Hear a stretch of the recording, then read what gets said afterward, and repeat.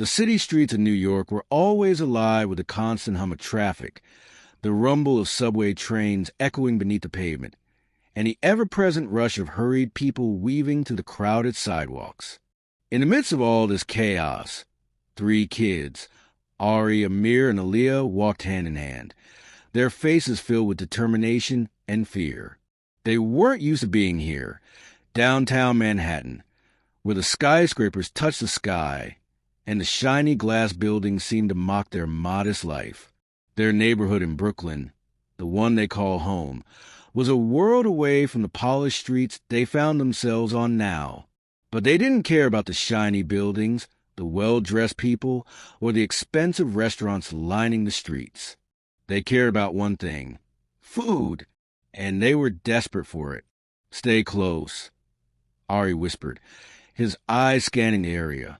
He was the oldest at 8, and in many ways, he felt the weight of responsibility for his younger siblings. They had no choice but to act fast. It wasn't just hunger that drove them today. It was their mother, Monique. Monique had been sick for weeks now, coughing so hard some days she couldn't even get out of bed. She tried to hide it from them, but the triplets were sharp. They saw everything. The last time they went to the hospital, the doctors told her she needed expensive treatment they couldn't afford. "That's him," Amir said, his voice tight with excitement. His eyes locked onto the man, walking a few feet ahead, a tall, sharply dressed figure who seemed to glide effortlessly through the crowd. He was holding a sleek leather lunch bag, his sharp suit a stark contrast to the faded clothes the triplets wore. Aaliyah looked up at her older brother. "Are we really going to steal from him?" "We don't have a choice," Ari said, his voice steady but filled with the kind of worry only an older sibling could understand. "We need to eat. We need to survive." The man stopped to check his phone, and the triplets took their chance. They moved swiftly. Closing the gap, Ari reached for the lunch bag, and Amir nudged the man just enough to throw him off balance. Without a second thought, Aaliyah called out, "Run!" and the triplets sprinted into the nearest alley. They tore open the bag and, with shaky hands, pulled out the sandwich, fruit, and water. It was more food than they had eaten in days. They devoured it hungrily, the taste of the sandwich filling a hole that had been empty for far too long. It felt wrong, stealing, but the hunger was stronger. Amir froze, his hand gripping something heavy. It was a wallet. He pulled out and opened it, only to find a photo hidden behind a stack of cash and shiny credit cards. A picture of a woman smiling, her eyes bright with joy.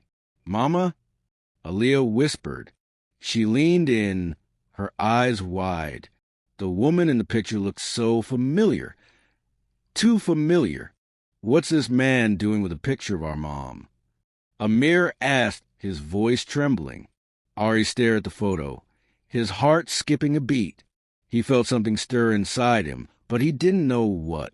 Before he could say anything, a voice rang out from the alley entrance. "Why do you have her picture?" the voice said, deep and full of confusion. The triplets turned slowly. It was the man, the billionaire, Jamal King. Months earlier, Monique Carter had been a different woman. Strong, determined, a mother who gave everything she had to raise her children in the heart of Brooklyn. Her life hadn't been easy, but she'd always made it work. Monique didn't have money, didn't have luxury, but she had love, more love than she knew what to do with. She worked tirelessly to keep a roof over their heads, taking 2 jobs just to make ends meet. At night, she cleaned office buildings, scrubbing floors and wiping down windows. During the day, she sold homemade sandwiches to busy commuters at the subway stations. It was exhausting, and her body had begun to show the toll. But Monique never complained. Her triplets, Ari, Amir, and Aaliyah, were her everything. They filled her heart with joy, even on the hardest days. But lately, Monique's body had begun to betray her. The coughs came harder, Her breath became shorter. She tried to hide it from the kids, but it was impossible. They knew. They always knew. One morning, it got worse. The sound of Monique's violent coughing echoed through the apartment, and the kids rushed to find her bent over the counter, struggling for air. Her skin had turned pale, and sweat dripped down her forehead as she tried to pretend everything was okay. "Mama, are you okay?" Aaliyah asked, her voice full of fear. "I'm fine, sweetheart," Monique whispered, forcing a smile. "Just tired, that's all." But Ari, the oldest, knew better. He rushed to the neighbor's apartment, pounding on the door until Mrs. Jenkins answered. "It's Mama," Ari cried. "She's collapsed." Within minutes, paramedics arrived, and the triplets were left behind, huddled together in the cold hallway, their hearts racing. At the hospital, the doctors delivered the news. Monique needed immediate treatment, but the cost of that treatment was more than they could afford. The kids were terrified. How could they help their mother? Where would the money come from? They had no answers, only hope. Jamal King had lived his life high above the streets of New York. He was a self-made billionaire, a real estate mogul who owned properties across the city. He had everything, money, power, success, but none of it brought him happiness. His world was one of meetings, contracts, and luxury. The triplets were a world he had never known. Jamal had always kept his distance from the struggles of everyday people. His life was filled with polished floors, expensive meals, and charity events. He never imagined that one day his life would intersect with the lives of 3 children in the most unexpected way. As he stood in front of his building, checking his phone, he didn't notice the triplets approaching. They were hungry, desperate, and when his lunch bag fell to ground, it became their chance to eat. They ran, stole, and didn't look back. But something about the moment felt different to Jamal. He watched them disappear into the alley, their small figures fading into the distance. A strange feeling lingered in his chest. He had seen something in their eyes, something familiar, but he couldn't place it, and the moment passed. Later that evening, Jamal sat alone in his penthouse, staring at the photo of a woman he hadn't seen in years, Monique Carter. He had once known her, once loved her, but he had walked away. He had never known about the triplets. He never even knew she was pregnant. He had left before he could learn the truth. Now, that truth was staring him in the face. Jamal couldn't stop thinking about the triplets. They had stolen from him, yes, but it wasn't about the lunch. It was about the connection he felt. He had been searching for answers his whole life, and maybe, just maybe, these kids are the key to unlocking a past he had buried long ago. That night, he made a decision. He needed to find Monique. He needed to know if the children were his, and if so, what kind of father he could be. He couldn't run anymore. Jamal couldn't shake the feeling that he had missed something important, something that might change everything for him. He stared at the picture of Monique in the wallet, a reminder of a past he had abandoned. His mind raced as he thought about the triplets. They looked so much like her. Could they be his? And why hadn't he known about them? The city seemed to close in on him as he paced around his penthouse, the glossy floors reflecting his restless movements. He needed answers, but how would he even begin to look for a woman he had left behind years ago? A woman he had betrayed. His thoughts were interrupted by a knock on the door. It was Kiera, his cousin, holding a grocery bag in one hand. She had been the one to push him into looking for Monique, and now she was the one who stood before him, urging him to face the truth. "You've been staring at that photo for hours," Kiera said, walking into the living room. "You know, you can't fix the past by dwelling on it. You need to go find her." Jamal nodded but remained silent. He didn't know where to start. He had left Monique, not knowing she was pregnant. That was the worst part. He could never take back what he had done, but maybe he could help now. Maybe the triplets could help him find his way back. "I've been thinking about it," Jamal said, finally breaking his silence. "I need to see her. I need to know the truth about those kids. I've never wanted to be a part-time father, but I can't change what happened. I need to fix things now." Kiera watched him closely, her eyes filled with understanding. "Don't think of it as fixing the past, Jamal. Think of it as starting something new. For you, for her, and for those kids." Jamal arrived at the hospital late that afternoon, his heart pounding with anticipation. He stood outside, staring at the entrance, his mind filled with questions. What if Monique didn't want him there? What if the kids hated him for abandoning them? What if he wasn't ready to be the father they needed? But he knew he had to try. He couldn't live with the regret any longer. As he stepped inside, the sterile smell of antiseptic filled his lungs. The quiet buzz of fluorescent lights overhead was the only sound in the hallway as Jamal walked toward Monique's room. He paused outside the door, taking a deep breath, then knocked softly. The door opened slowly, and there she was, Monique, the woman he had once loved, standing weakly by the window.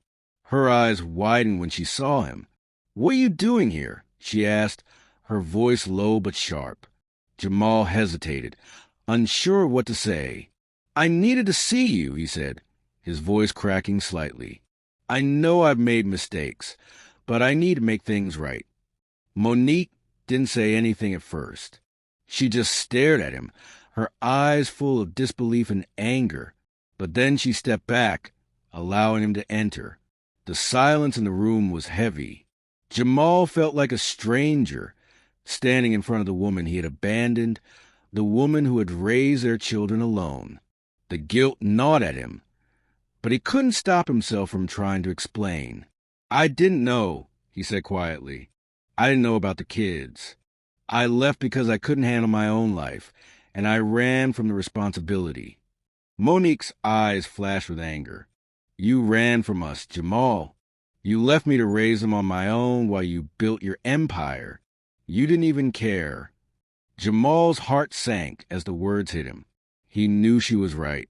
He had abandoned them, and he couldn't change that. "I was wrong," he whispered. "But I'm here now. I want to be a part of their lives. I want to help you." Monique's face softened slightly, but her guard remained up. "It's not that simple, Jamal. You can't just walk in here after all these years and expect everything to be fine. I don't know if I can trust you again." Meanwhile, the triplets were at the hospital, waiting anxiously in the waiting room.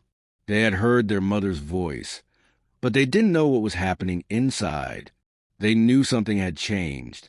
Their mom was sick, but the idea of their father, this man they had never known, being part of their lives seemed impossible.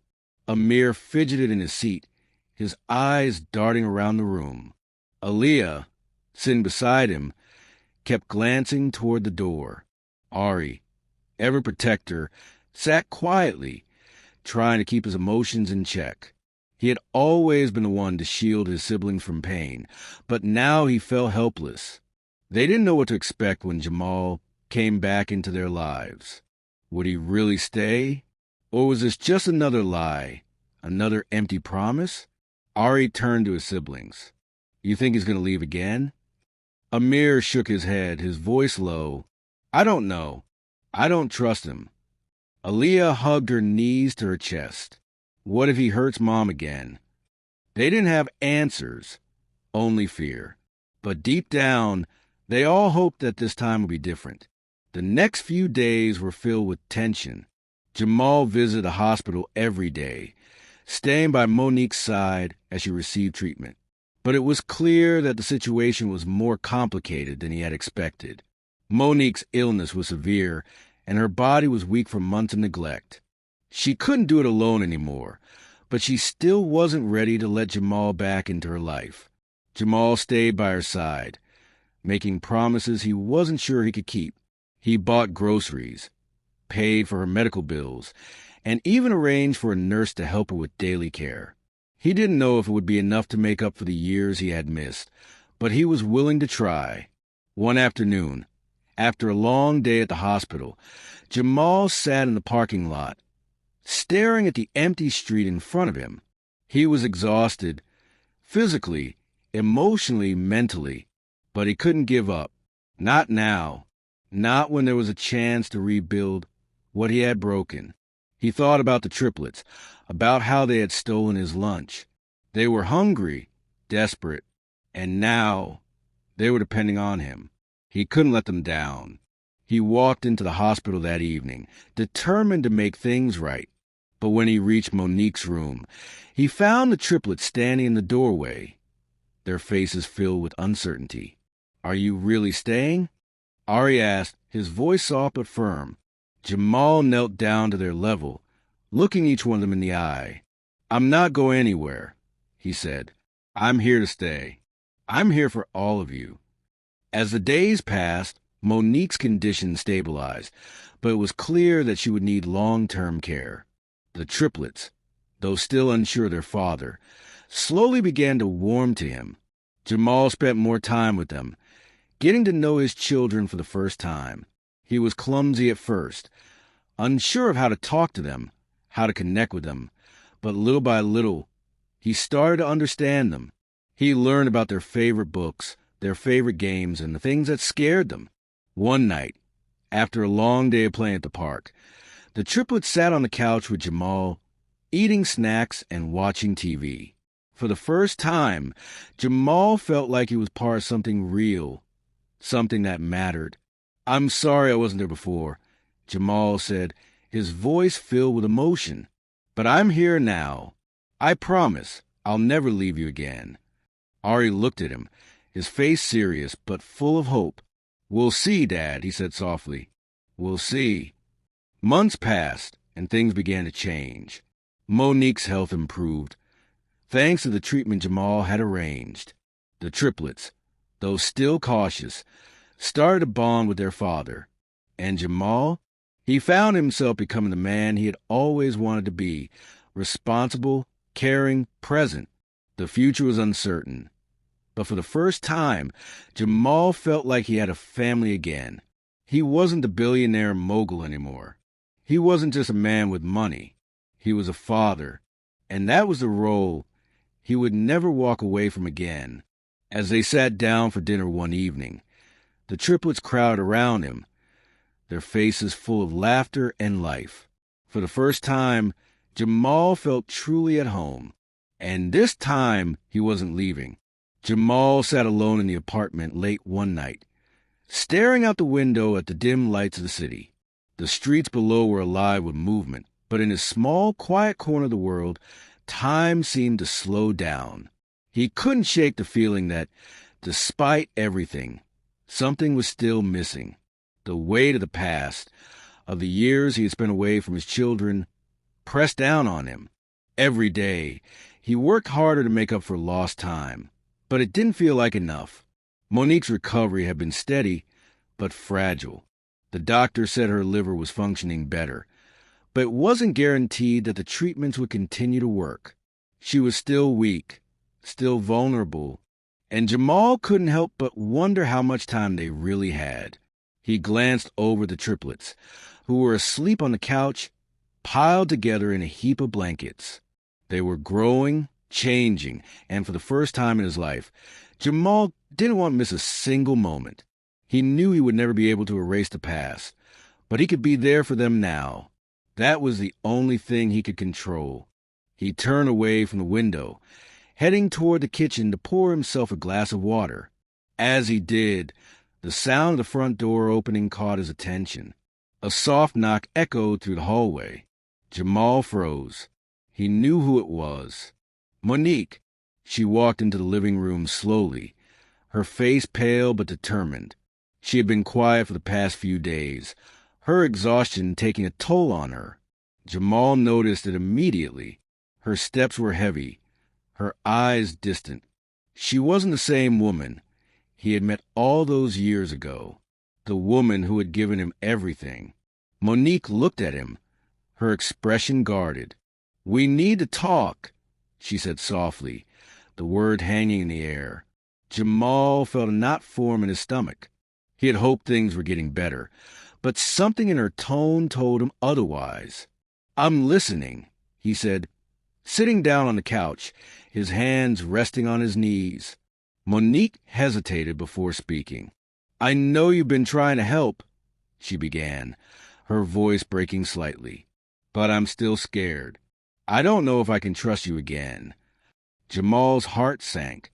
He had worked so hard to prove himself, to show that he was a different man, but here she was, still holding on to the pain of the past. "I'm not asking you to trust me right away," he said, his voice steady. "I just want to be here for you, for them." Monique's eyes softened, but only for a moment. She turned her gaze to the triplets, who were still asleep on the couch, unaware of the tension in the room. "I've been doing this on my own for so long, Jamal, and now I don't know how to let anyone in." Jamal stood up, walking over to her slowly. He placed a hand on her shoulder, his voice gentle. "You don't have to do it alone anymore. I'm here. I'll always be here." For a long moment, neither of them spoke. The silence stretched between them, heavy with the weight of their shared history.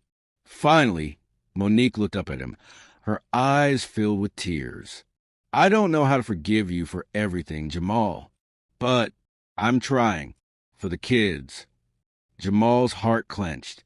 "I don't expect forgiveness. I never have. But I'm here now, and I'm not going anywhere." Over the next few weeks, things slowly began to change.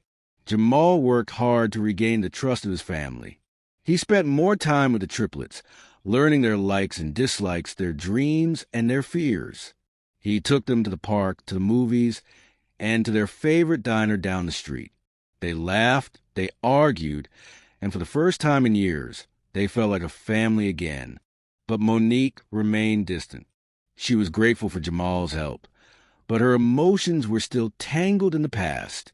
She didn't want to open her heart to him again, but she also didn't want to be alone in her fight against her illness. Jamal understood, but it still hurt. He wanted to do more, but he knew that healing would take time. One evening, after dinner, the triplets sat down with Jamal and Monique in the living room. The kids had been unusually quiet, and Jamal could tell they were holding something back. Ari, the oldest, spoke up first. "Mom," he said, his voice shaky, "are you going to be okay?" Monique looked at him, her eyes softening. "I don't know, baby, but I'm doing my best." Ari nodded, but Jamal could see the doubt in his eyes. He could see it in all of their faces. They were still scared, still unsure of what the future held. "I'm not going anywhere," Jamal said, his voice firm. "I promise." And for the first time, Monique reached out and took his hand. It wasn't a grand gesture, but it was enough. Enough for Jamal to know that things were changing. Slowly but surely. Life didn't become perfect overnight. There were still days when Monique felt the weight of her illness. There were still moments when the triplets would retreat into themselves, too afraid to ask for the comfort they so desperately needed. But things were different. Jamal was there, and he wasn't going anywhere. One morning, as Monique sat on the couch, wrapped in a blanket, Jamal came in with a cup of coffee. He sat beside her, his eyes soft with concern. "Feeling okay?" he asked. Monique smiled faintly. "I'm getting there." Slowly. Jamal nodded, taking her hand. "We'll get through this together." As the days passed, the triplets began to settle into their new reality. They were still learning to trust their father, but with each passing day, they saw the changes in him. He wasn't the man who had left them. He was someone else, someone who wanted to be part of their lives, someone who wanted to make things right. And for the first time in years, Monique began to believe that maybe, just maybe, they could be a family again. Not perfect, but real. Not flawless, but full of love. It wasn't a fairy tale ending. There were no grand gestures or dramatic changes overnight, but there was something stronger. There was trust, and there was love. Jamal had finally found his place in their lives. He wasn't the hero he had hoped to be, but he didn't need to be. He was their father, and that was enough. As the triplets went to bed that night, Jamal stood by the window, watching the lights of the city flicker in the distance. He knew they still had a long way to go. There would be more struggles, more challenges, but for the first time, he felt at peace. They were together, and that was everything. Monique walked into the room, her body still weak, but her spirit stronger than ever. She stood beside him, looking out at the city. "I never thought I'd see the day," she whispered. Jamal turned to her, his eyes filled with emotion. "Neither did I." But they were here now, together, and that was the beginning of a new chapter. Weeks passed since Monique had started feeling better. The kids, Ari, Amir, and Aaliyah, had begun to adjust to their new routine with Jamal around, though the scars of the past were still fresh. It wasn't easy for any of them. Jamal knew the road ahead was going to be a long one. Despite his efforts, there were still days when Monique's health would worsen, and her fatigue would drain her the energy to even get out of bed. One morning, as Jamal prepared breakfast, he heard the soft sound of coughing from the living room. He froze, his heart skipping a beat, rushing into the room. He found Monique hunched over the couch, her body trembling as she tried to suppress the deep, painful coughs that racked her body. Her face was pale, and her breathing shallow. "Monique," Jamal said urgently, kneeling beside her. "You need to go back to the doctor. You can't keep doing this." "I'm fine." Monique gasped, tried to sit up straight. It's just a little cough." "No, it's not. You're pushing yourself too hard," Jamal said, his voice tight with concern. The triplets appeared in the doorway, their faces full of worry. "Mom, are you okay?" Ari asked, his voice cracking. Monique forced a weak smile, but the pain in her eyes was too obvious. Jamal turned to the kids, his face serious. "I think it's time we get some professional help, okay? Your mom needs a rest, and we need to make sure she's okay." Ari nodded silently, the weight of the situation finally sinking in. They had all been pretending everything was getting better, but deep down, they all knew that the healing process, whether it was emotional or physical, wasn't as simple as they'd hoped. The following days were a blur of hospital visits, meetings with doctors, and late-night conversations.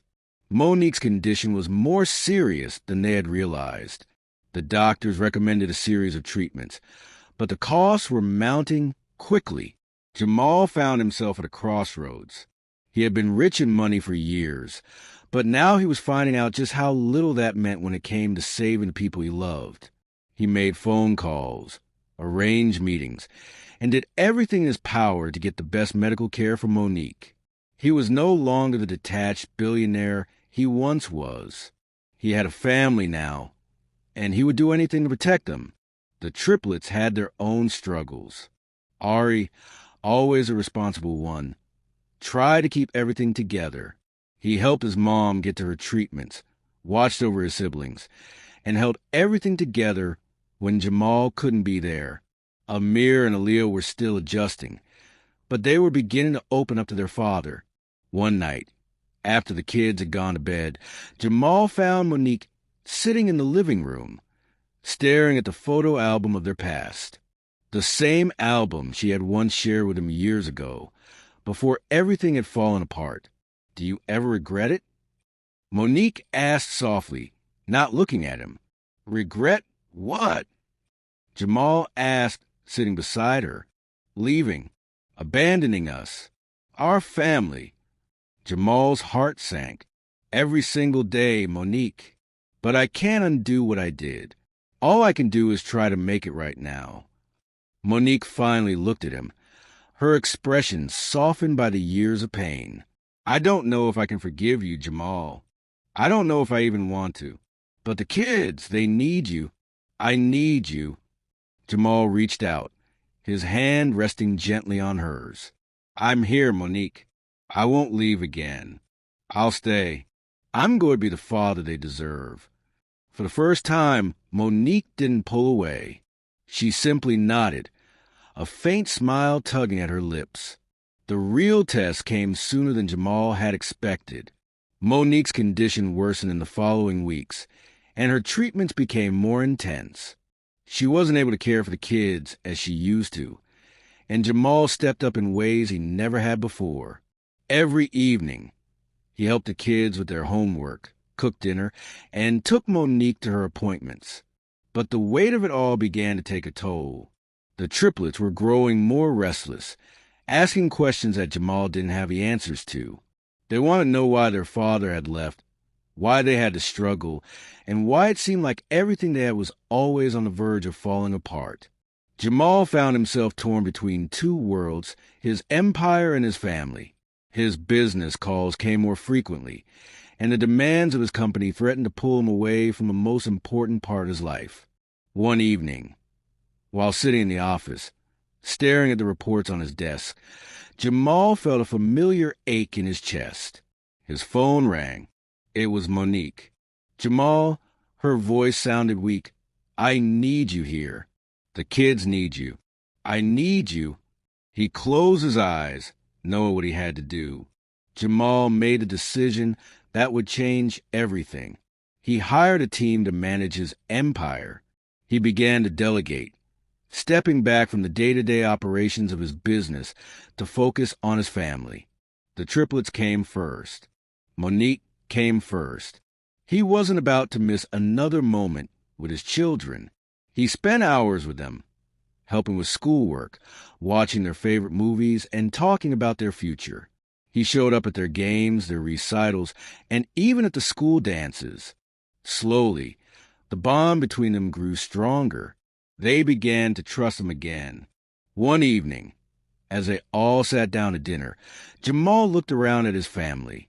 Monique was there, her health slowly improving, and the kids were laughing, telling stories about their day. For the first time in a long while, Jamal felt a peace he hadn't known was possible. "I'm glad we're all here," Jamal said quietly. Ari, who had become more open with Jamal, smiled and nodded. "Me too, Dad." As the months went by, Monique's health continued to stabilize. Her treatments were working, and while she wasn't fully recovered, there was hope. Jamal remained a constant presence in their lives, and the triplets, though still cautious at times, began to see him not as the man who had left them, but as the father who had returned. One day, as Jamal stood by the window, watching the sun set over the New York skyline, he reflected on everything that had happened. He had started out as a man who only cared about wealth, power, and success. But somewhere along the way, he had found something far more important: love, redemption, and the promise of a future with the people who meant everything to him. Monique walked into the room, her hand resting on his shoulder. "You're here," she said softly. "You've never left." "I won't," Jamal replied, his voice thick with emotion. "Not now. Not ever." And as they stood there together, watching the city light up beneath them, they knew that the road ahead wouldn't be easy. There would still be struggles, and there would still be pain. But they were a family, and that was enough. For the first time in years, Jamal felt like he had everything he ever wanted: his children, his love, and the chance to be the father they needed.